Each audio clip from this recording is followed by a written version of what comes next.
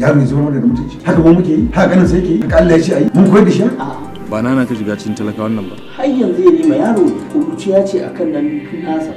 ko ka san cewa ya rima dan uwanka ne kar ƙara jin irin wannan dan shamiya maza ka wuce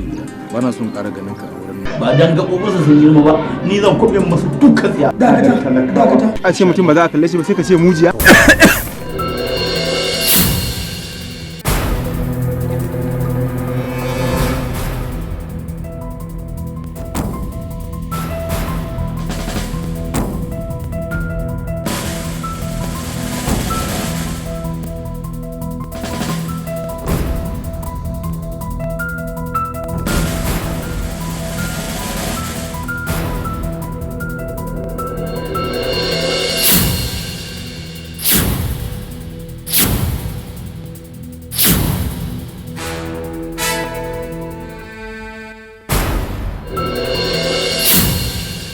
ina son ku haɗa kanku ku zama tsintsiya madaurin ki ɗaya kada ku yarda wani abu ya zo ya shiga tsakaninku riba abin da yake baya kyautawa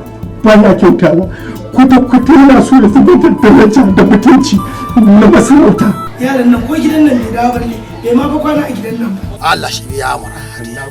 kina ji kada Allah ya ci ka mare na man hankali